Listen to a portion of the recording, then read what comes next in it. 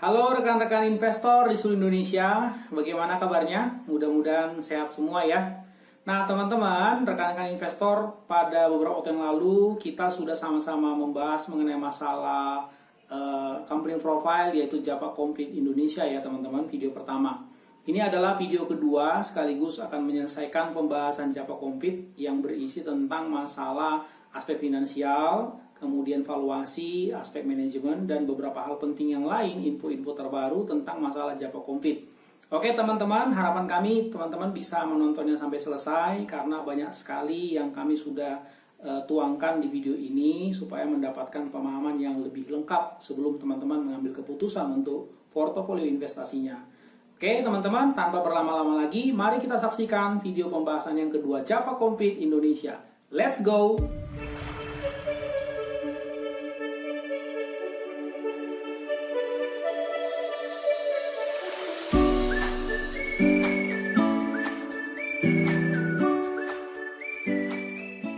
Oke, baik teman-teman, mari kita langsung ya, kita lanjutkan pembahasan kita di analisa fundamental lengkap saham yang kelima, yaitu emiten dengan kode JPFA. Perusahaannya namanya Japa Confit Indonesia Tbk dengan sektor industri dasar dan kimia, subsektornya pakan ternak. Ini adalah bagian yang kedua dari dua bagian video yang kami siapkan, sekaligus mengakhiri pembahasan untuk Japa Confit ini ya teman-teman. Harapan kami rekan-rekan semua investor bisa menonton video ini sampai selesai, sebab ada hal-hal yang penting di bagian akhir daripada video ini yang kami sudah siapkan ya teman-teman, supaya teman-teman investor semua bisa mendapatkan gambaran yang lengkap, komprehensif mengenai masalah JPFA ini. Oke teman-teman, seperti biasa jangan lupa ya subscribe, like, and comment, dan juga share supaya channel ini semakin maju dan bisa semakin bermanfaat secara luas untuk masyarakat Indonesia ya teman-teman. Kita sama-sama bantu untuk mengedukasi mereka supaya muncul banyak investor ya teman-teman. Mari kita mulai ya teman-teman. Beberapa waktu yang lalu kita sudah membahas masalah company profile dari Japa Confit ini ya, seputaran mengenai masalah bisnis yang memang industrinya adalah industri dari hulu sampai hilir ya, cukup lengkap sebetulnya untuk industri pakan ternak dan pembudidayaan, yaitu perunggasan, sapi, dan aquaculture ya, kira-kira tiga bagian besar itu. Nah, kita masuk sekarang pada bagian B ya, bagian kedua itu aspek finansialnya. Berdasarkan laporan keuangan kuartal 2 2020, teman-teman, itu tercatat bahwa cash-nya itu adalah 2.260,752 billion, aset lancarnya 14.029,633 billion, aset tak lancarnya 13.766,732 billion, aset totalnya itu 27.796,365 billion. Kemudian khusus untuk aset tetapnya itu 10.511,312 billion. Kemudian hutang lancarnya itu 8.121,444 billion ya. Kemudian hutang tak lancar 8.319,554 billion, hutang totalnya 16.440,998 billion, sehingga dengan demikian ekuitas pemilik itu 10.653,501 billion. Kemudian kita juga bisa melihat di sana revenue-nya ya, di kuartal 2 itu mencapai angka 16.910,222 billion, atau kalau disetahunkan teman-teman itu 33.820,444 billion per tahun ya, estimasi forecasting untuk sampai akhir tahun 2020 ini. Kemudian rasio cash dibagi market cap itu 2,26 triliun dibagi 13,08 triliun, sekitar 17,28% ya. Kemudian aset tetapnya dibagi market cap itu 10,51 triliun dibagi 13,08 triliun, itu sekitar 80,36%. Masih cukup menarik ya teman-teman. Kemudian debt to equity ratio itu sekitar 154,33% kuartal 2 kemarin ya. Nah, teman-teman, karena kita melihat tadi DER-nya cukup besar, kita coba menaruh concern lebih banyak untuk utangnya ya. Coba kita cek apakah dimulai ya, kita mulai dari ngecek perusahaan JPFA ini atau Java ini apakah adalah perusahaan yang CEC atau CIC. Kalau kita bandingkan rasio antara fixed asset dengan kemampuan menghasilkan penjualan atau revenue-nya itu 1 berbanding 3,22. Artinya setiap 1 rupiah fixed asset bisa menghasilkan penjualan 3,22 rupiah. Jadi dari segi CEC cukup baik ya teman-teman. Kemudian coba kita cek lagi ya $1 value test-nya ya. Kalau kita perhatikan itu total return earnings dari tahun 2009 sampai 2018 sekitar 4,96 triliun teman-teman. Value-nya tahun 2009 itu pada harga 280 masih ini Java Compete-nya 3,28 triliun. Value pada tahun 2018 itu sudah di harga 2.150 alias 25,21 triliun. Sehingga kalau kita perhatikan terjadi pertambahan value sebesar 21,93 triliun selama 10 tahun. Ya, kurang lebih 10 tahun lah ya. Atau dengan kata lain, setiap 1 rupiah return earning sudah mampu menghasilkan kenaikan value sebesar 4,42 rupiah. Dan kalau teman-teman perhatikan, ini sudah hampir setara dengan kemampuan Bank BCA dalam melipat gandakan return earnings-nya, yaitu 1 berbanding 4,8 kalau teman-teman hitung ya.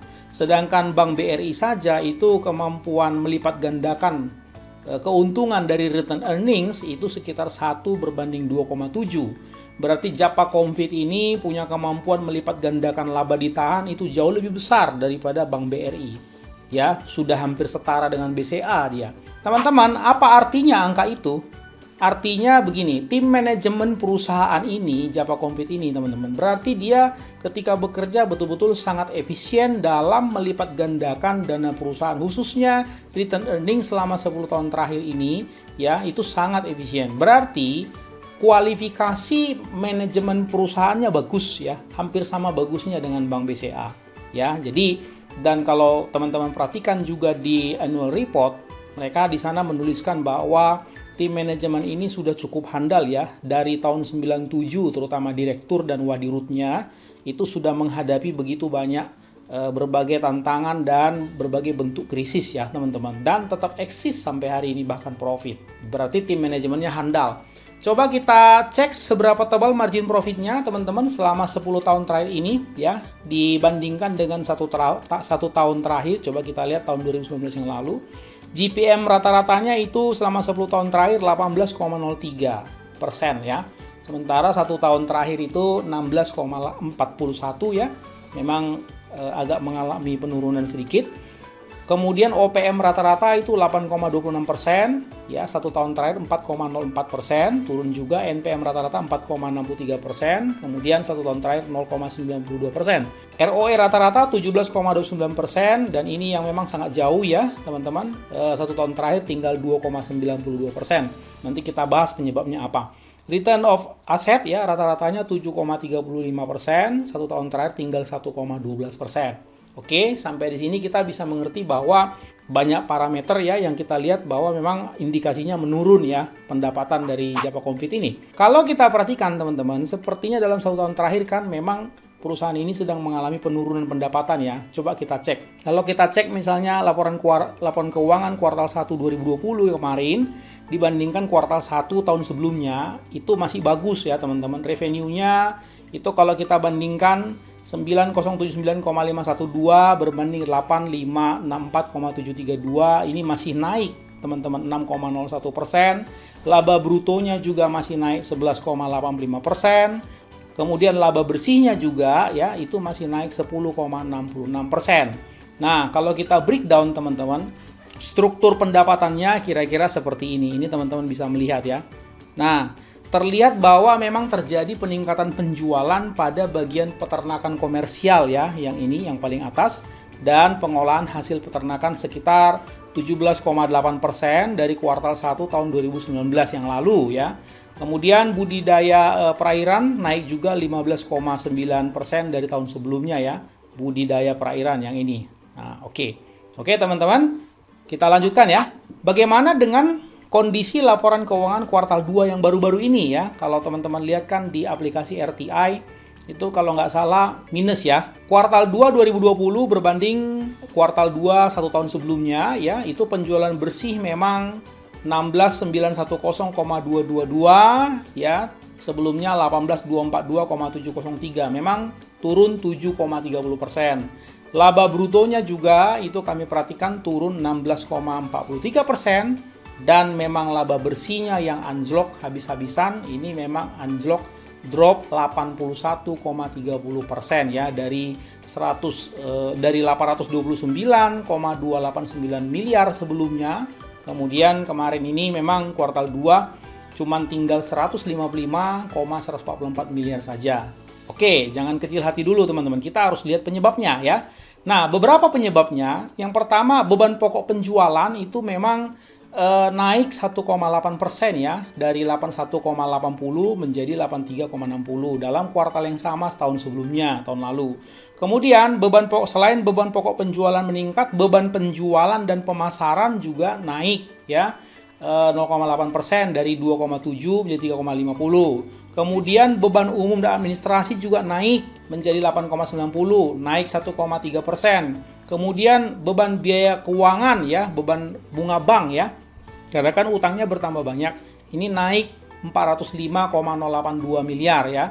Nah, jadi teman-teman, penyebab dari dropnya pendapatan atau laba bersih dari Java Complete ini memang selain penjualannya, ini kita lihat 3 hal ini, penjualannya menurun, beban-bebannya pun meningkat. Jadi kena tekanan dua sisi ya teman-teman. Mari kita lanjutkan khusus untuk revenue kuartal 2 kemarin ya. Kalau kita cek lebih teliti, dapat kita lihat kira-kira seperti ini komposisinya.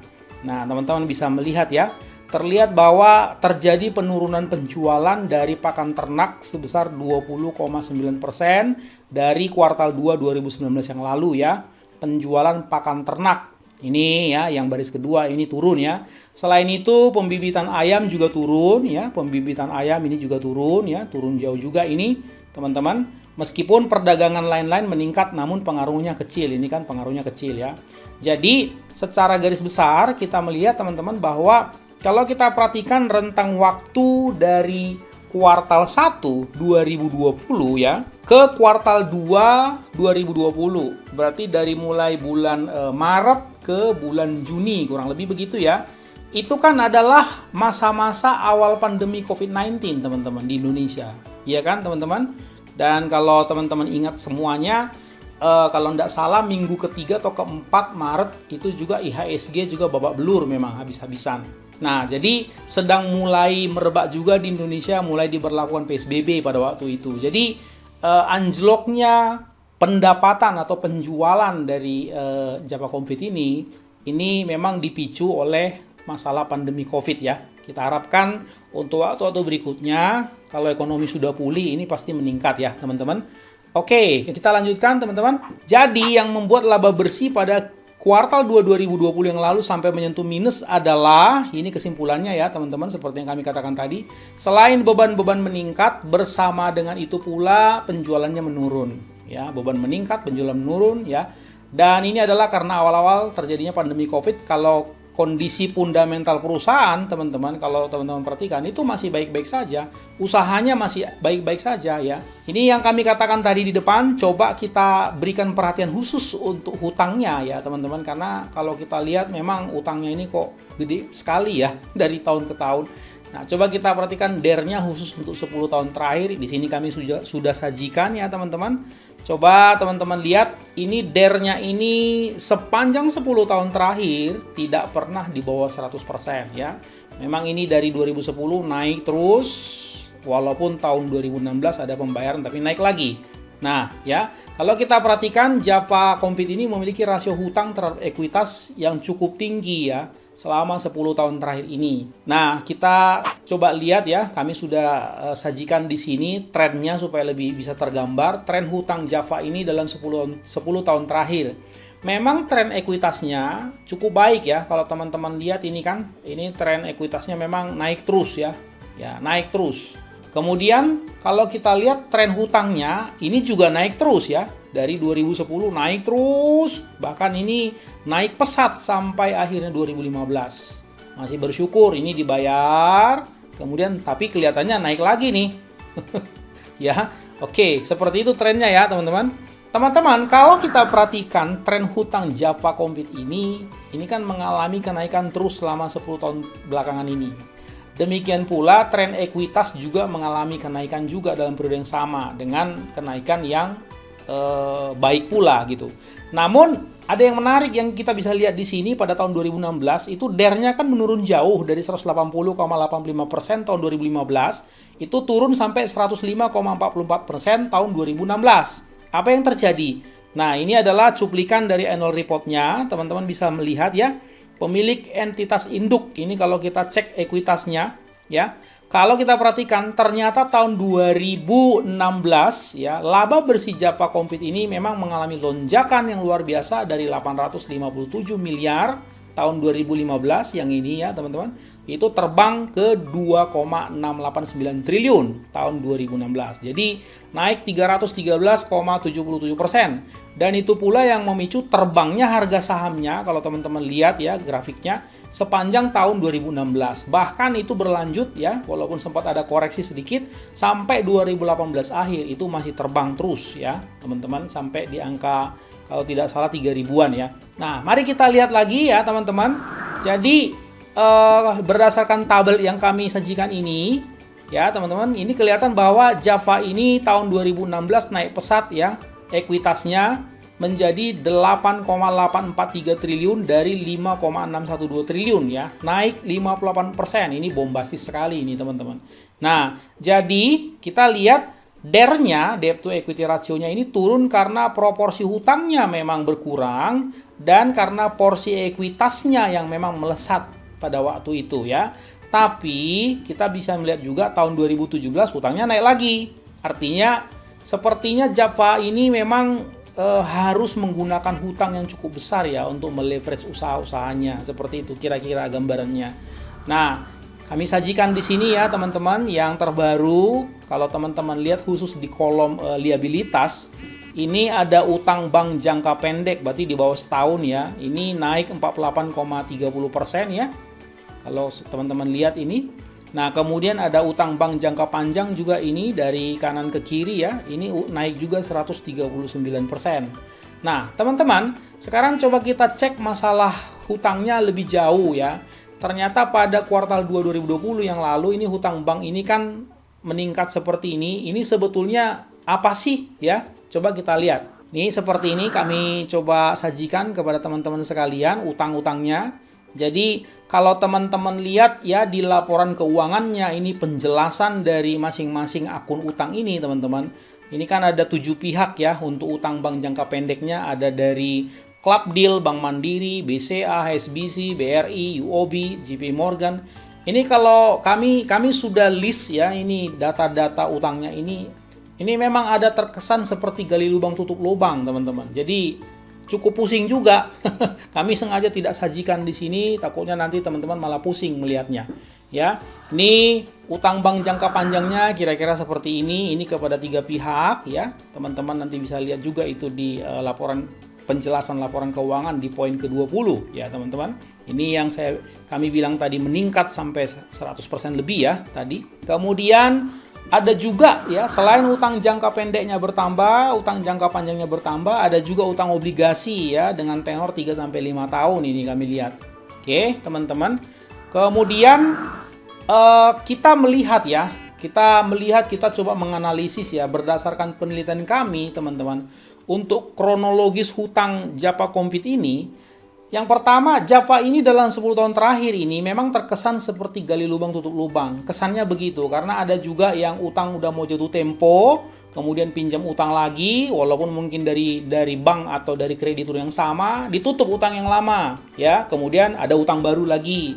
Bahkan ada lagi utang yang baru ini naik lagi jumlahnya, kira-kira seperti itu. Jadi terkesan memang ini seperti gali lubang tutup lubang. Tetapi teman-teman yang menarik, ini track record pembayaran hutangnya ini memang diusahakan mereka tidak terlambat loh, tidak pernah terlambat ya. Jadi kelihatannya langgeng terus ya pinjamannya karena track recordnya baik, seperti itu.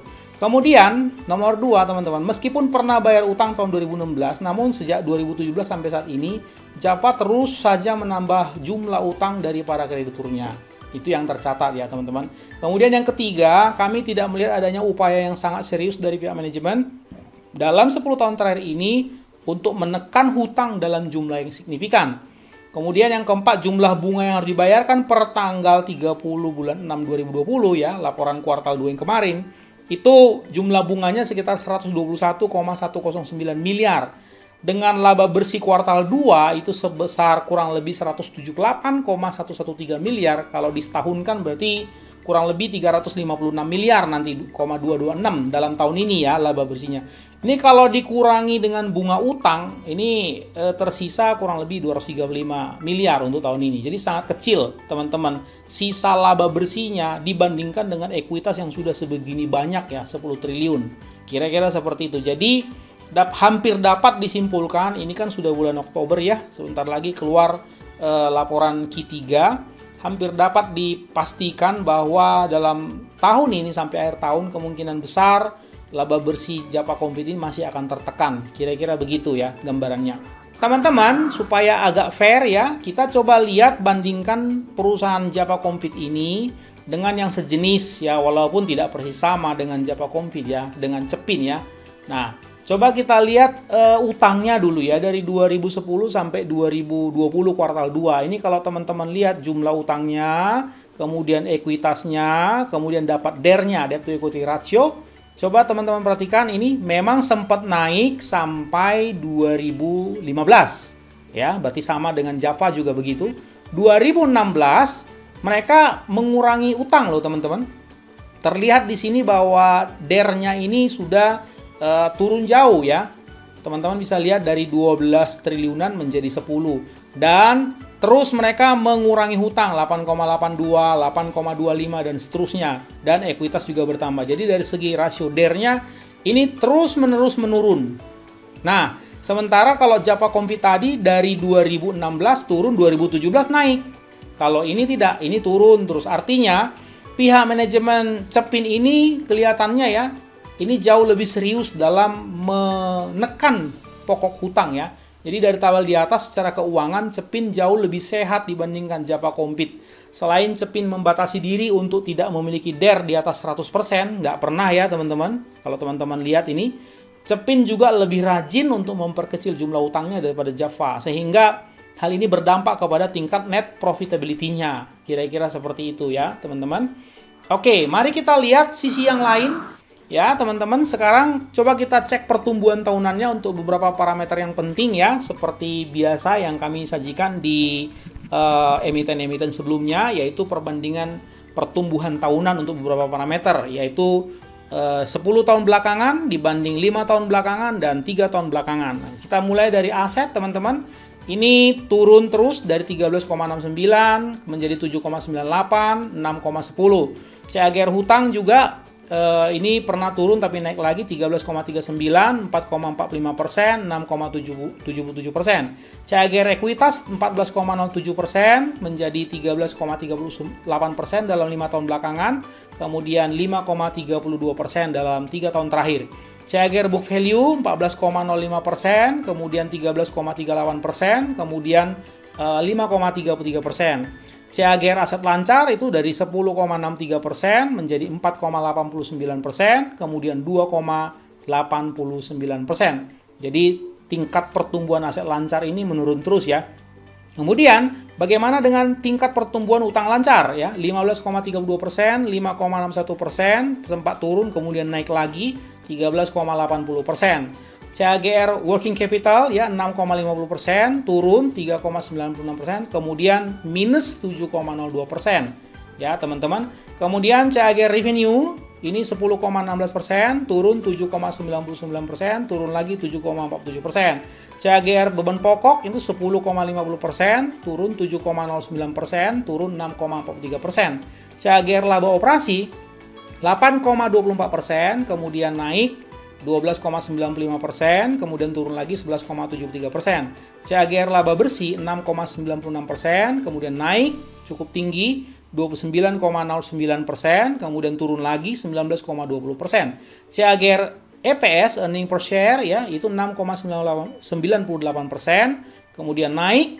29,14%, kemudian turun lagi menjadi 19,36%. CAGR return earnings itu 61,08%, turun 20,46%, turun lagi 9,68%. Nah, teman-teman, apa hasil analisa dari semua parameter tadi? Itu yang penting ya. Beberapa hal yang dapat kita perhatikan dari rasio pertumbuhan tadi ya teman-teman. Yang pertama, dalam 5 tahun terakhir ini, pertumbuhan laba bersih Java Complete melompat secara signifikan ke 29,09% dibandingkan 10 tahun terakhir di angka 6,96%. Meskipun akhirnya menurun kembali dalam 3 tahun terakhir ke 19,20%. Namun, wabah COVID-19 ini telah membuat penurunan laba bersih yang sangat drastis terlebih pada Q2 kemarin ya, kuartal 2 kemarin. Kemudian yang kedua, pertumbuhan utangnya baik utang jangka pendek, utang jangka panjang, termasuk tadi obligasi ya, itu sama-sama naik. Khususnya hutang-hutang jangka pendeknya dalam 3 tahun terakhir bertumbuh sebesar 13,8% rata-rata per tahun. Ini cukup agresif ya. Pertumbuhan aset lancarnya dalam 3 tahun terakhir ini itu jauh lebih kecil daripada pertumbuhan hutang lancarnya dalam 3 tahun terakhir. Ini juga harus terus kita perhatikan ya teman-teman, kalau teman-teman beli saham ini, pergerakannya ya, meskipun aset lancar berbanding hutang lancar ini masih 1,73 banding 1, masih cukup baik. Namun bila pertumbuhan hutangnya katakanlah 10% saja per tahun, maka tidak sampai dalam 10 tahun ke depan kemungkinan aset lancarnya akan lebih kecil dari hutang lancarnya. Jadi memang ini Java ini masalah hutang harus sangat-sangat serius diperhatikan ya teman-teman. Nah kemudian yang keempat teman-teman, book value Java ini sebetulnya masih cukup baik pertumbuhannya ya. Tadi sudah terlihat CAGR book value-nya, walaupun memang sudah tidak gencar lagi seperti dulu. Kemudian yang kelima, pertumbuhan atau CAGR EPS emiten ini juga masih cukup baik dalam 3 tahun terakhir ini, sehingga masih ada harapan lah ya sahamnya bisa naik cukup signifikan nanti, dengan catatan COVID-19 tentu sudah bisa diatasi dulu ya teman-teman.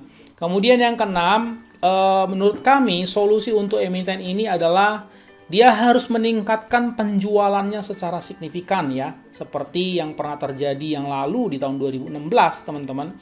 Dia harus meningkatkan profitabilitasnya cukup signifikan ya, dan mulai membayar pokok hutang secara bertahap dan konsisten ya, seperti Cepin ya, dia harus mulai rajin untuk menekan utang, serta perlu untuk mengerem, jangan tambah hutang-hutang baru lagi. Kira-kira seperti itu supaya kemampuan profitability-nya bisa semakin meningkat tentunya ya teman-teman. Coba kita lihat valuasinya teman-teman. Pada saat video ini kami buat, ini present book value-nya 1,23 kali, PER-nya 42,15 kali. Ini karena Q2-nya jeblok ya, EPS-nya sampai minus bahkan Q2-nya.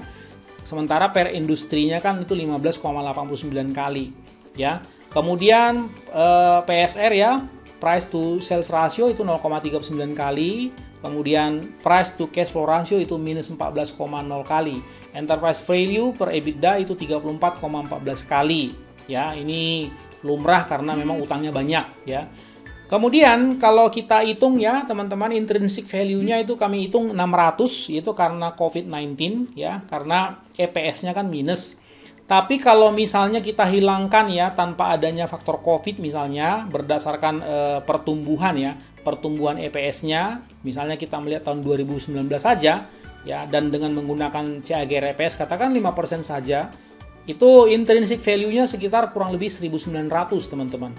Ya, atau dengan kata lain pada harga saham materi ini atau video ini dibuat yaitu 1.115, ini sudah memiliki margin of safety sekitar 41%. Jadi harga saat-saat ini itu sebetulnya termasuk cukup murah ya teman-teman.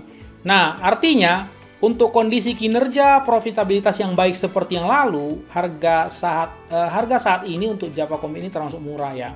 Teman-teman, coba kita perhatikan aspek manajemennya ya. Yang pertama, kalau teman-teman perhatikan, jajaran pengelola perusahaan ini adalah orang yang sudah sangat berpengalaman ya, sudah sangat matang dalam bisnis ini, jadi bukan orang baru, bahkan sudah pernah melewati beberapa kali masa-masa krisis ekonomi dan tetap eksis sampai saat ini. Bahkan di rootnya itu Bapak Handoyo Santosa ya teman-teman, itu sudah memimpin Java ini sejak 1997 yang lalu sampai saat ini. Nah teman-teman kan tahu tahun 1997 itu kan krisisnya jauh lebih parah daripada saat ini tentunya ya, inflasi nggak karu-karuan, harga nggak karu-karuan, tetap mereka eksis sampai hari ini, Java ini tetap profit. Kemudian begitu pula dengan Wadirutnya Bapak Bambang Budi Hendarto, beliau juga itu dari 1997 sudah mendampingi Pak Handoyo sebagai dirut ya. Jadi mereka ini sudah dikatakan sangat-sangat matang ya di usaha ini. Kemudian yang kedua, teman-teman, meskipun Java ini terbilang cukup besar hutangnya, katakanlah dibandingkan kompetitornya Cepin seperti yang kita kemukakan tadi ya teman-teman. Namun terlihat bahwa para pengelola perusahaan ini tetap berkomitmen untuk membayar hutang tepat waktu loh teman-teman. Seingat kami tidak pernah menunda ya kurang lebih ya Java Compete ini. Bahkan beberapa kali kalau kami perhatikan laporan keuangannya dijelaskan di sana belum jatuh tempo mereka sudah lunasin. Jadi track recordnya cukup baik karena itu mungkin krediturnya tetap percaya kepada mereka. Walaupun kami melihat di laporan keuangan tetap sudah diberikan batasan-batasan maksimal pinjaman untuk Java ini. Nah sehingga status hutangnya kalau teman-teman perhatikan itu dari lembaga pemeringkat Pevindo rata-rata mereka kasih predikat itu outlooknya stabil ya. Itu dia keunggulannya. Kemudian yang ketiga teman-teman, dari sejak tanggal 4 Agustus 2020 itu kami melihat perseroan terus melakukan buyback sahamnya secara terus-menerus sampai terakhir tanggal 25 September 2020 ya. Jadi total yang sudah di buyback sahamnya itu sekitar 68.884.600 lembar, sekitar 0,59% dari total saham beredarnya. Dan ini akan berpengaruh nanti ke EPS-nya tentunya. Dan dengan demikian kita melihat harga saham Java ini kalau teman-teman perhatikan dalam 1 atau 2 bulan terakhir ini ya, itu kan tetap stabil dia di atas 1000 ya, 1100 kira-kira begitu.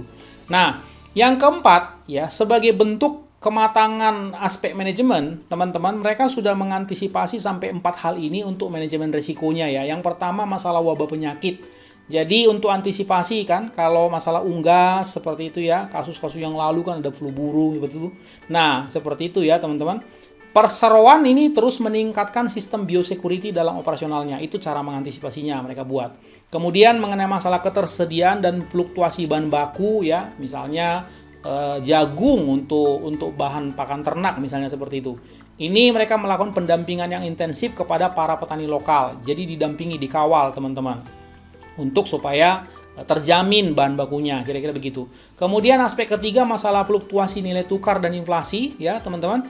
Ini mereka melakukan ya, perseroan melakukan hedging ya, lindung nilai setidaknya dalam jumlah yang diisyaratkan oleh Bank BI. Kemudian manajemen risiko yang keempat masalah kompetisi ya. Perseroan tetap mengutamakan mutu produk, kemudian menerapkan efisiensi produk dari hulu ke hilir dan menjalin hubungan yang baik dengan pelanggan termasuk memberikan bantuan teknis apabila diperlukan. Nah, kemudian some important things, ini hal-hal yang penting kita perhatikan teman-teman. Pertama, perseroan masih akan fokus pada bisnis inti yang saat ini digeluti. Jadi, masih rendahnya tingkat konsumsi protein hewani di Indonesia, ini merupakan peluang bagi perseroan untuk terus meningkatkan kinerja bisnisnya, teman-teman. Kalau teman-teman lihat di website BPS ya, Badan Statistik, itu terlihat di sana teman-teman bahwa konsumsi protein hewani ini memang masih sangat rendah ya. Karena itu, teman-teman, perseroan terus berupaya untuk meningkatkan penetrasi produk, seraya terus melakukan upaya edukasi pentingnya protein hewani bagi kesehatan sejalan dengan program pemerintah untuk mengurangi stunting ya. Kemudian yang kedua, perseroan tetap berkomitmen dalam penerapan GCG ya, Good Corporate Governance, guna memperkokoh kepercayaan serta meningkatkan nilai bagi para pemegang saham dan pemangku kepentingan yang lainnya ya teman-teman. Kemudian yang ketiga teman-teman, ini yang sangat luar biasa. Pada tanggal 28 Agustus 2020 yang lalu, perseroan dengan anak usahanya Ciomas secara resmi melakukan akuisisi total atas perusahaan So Good Food dan anak usahanya So Good Food Manufacturing senilai kurang lebih 1,2 triliun. Teman-teman pasti sudah baca ya. Kemudian, menurut manajemen Java, akuisisi So Good Food adalah langkah strategis dalam memperluas bisnis hilir, yaitu dengan memperbesar kapasitas fasilitas produksi daging olahan. Ya, selain itu akuisisi ini juga dimaksudkan untuk meningkatkan pemasaran dan penjualan langsung produk olahan kepada konsumen, teman-teman. Kemudian SGF ya, So Good Food memiliki jaringan juga saluran pemasaran yang telah lama berdiri, yaitu saluran distribusi, komunikasi, dan layanan yang berinteraksi dengan pasar tradisional bahkan sampai pasar modern juga. Jadi secara umum akuisisi So Good Food ini akan membuat bisnis perunggasan Java di sektor hulu terintegrasi sampai ke sektor hilir, transaksi pengambil alihan saham itu juga bagian dari strategi integrasi vertikal yang selama ini sudah diterapkan, teman-teman. Artinya, produksi lokal untuk konsumsi lokal. Kira-kira begitu ya, teman-teman.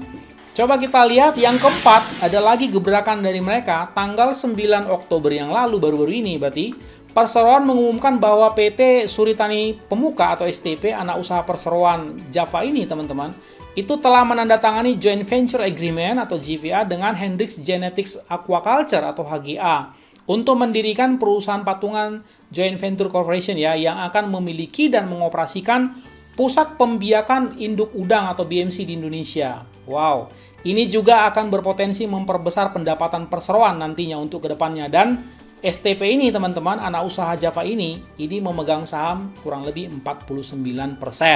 Artinya teman-teman sudah mulai melihat titik terang ya, langkah-langkah yang dilakukan oleh pihak manajemen ini untuk mendobrak, untuk mampu mencapai peningkatan pendapatan itu dengan akuisisi So Good Food, kemudian ini juga pusat pembiakan induk udang ya. Mungkin ini belum sekarang ini, teman-teman. Mungkin 1-2 tahun ke depan akan mulai kelihatan hasilnya, teman-teman. Oke, teman-teman, sudah sedemikian jauh pembahasan kita untuk Java Compete ini. Jangan lupa ya, do your own research, disclaimer on. Ini bukan ajakan bagi teman-teman untuk membeli saham Java Compete. Teman-teman, cuman bagian kami adalah menyajikan selengkap mungkin untuk membantu teman-teman bisa mengambil keputusan ya dalam portofolio investasinya.